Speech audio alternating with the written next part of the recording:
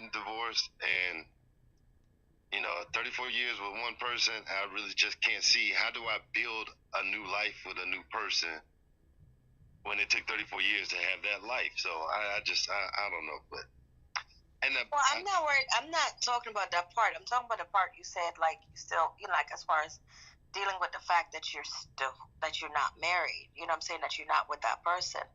And I completely understand, but your life doesn't end with that person when that person is going on living their life. Your life is still your own life to live. And if this is what you choose to do with it, then that's what you choose to do with it, because you can do that too, right? But it's like you still have life in you, and you should live it. And it's not building with somebody else, but you can share with someone else. There's some of us that's in a point where we don't need to build with anybody. We don't necessarily want to build with anybody, but we still have life. We still have things that we can share our lives with somebody else. You know what I mean? I know what you mean, but I think you misunderstood what I meant. I'm talking about building a life together. The two becoming one. But we don't. We can get off that soapbox because I know where I'm at. But my thing was, we do have to address generational trauma as something we have to address in mental health. I know for a fact I was one of those kids. My father told me, "Man, don't cry." I don't smile to this day because I got slapped in the face for smiling, so I stopped smiling. And now people, why don't you smile? Well, I got slapped in the face as a kid for smiling, so I have this generational trauma. And I have been to therapy, and it's real funny because most therapists, if they have not experienced what you're talking about, they just try to guesstimate what you're talking about, and they try to give this blanket answer, and it doesn't fit. And I land. Okay, so a little about therapy, which I think a lot of people don't really get. A therapist is not to solve your problem or to relate to your problem. They have a specific training to listen to what you're saying and help you help you self-discover and help you come up with solutions that will fit you, which basically is on you, but they just give you some healthy guidelines to get to that place. But having a therapist is just for them to help you with resources and really to listen to you. They don't need to relate. Like, I deal with drug addicts, and I'm not a drug addict, so I don't do drugs. I don't need to relate to that, but I can listen to them and help them self-discover some of the steps that they may want to take, or give them an assignment or something like that. But it's not to really like tell you what to do, because you're an individual person that we don't know, or nobody knows what you're really thinking and what's in your mind. That's going to be up to you to accept, grief, go through the grieving process, and say, okay, I don't want to be this person anymore, because I am not living the life that I could live, the most fulfilled life. Because not only am I holding on to my own personal trauma, I'm holding on to generational stuff, you know?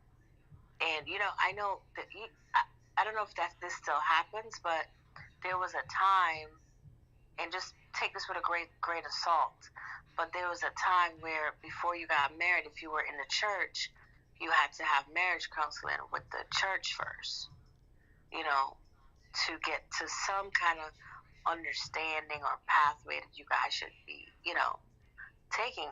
I don't really see that as much anymore, where there's pre-marriage counseling, but I think that should be, if it's going on in a small scale, it should be amplified, right? Um, so that we can let go of the stuff that doesn't serve us, and also the stuff that didn't have anything to do with us.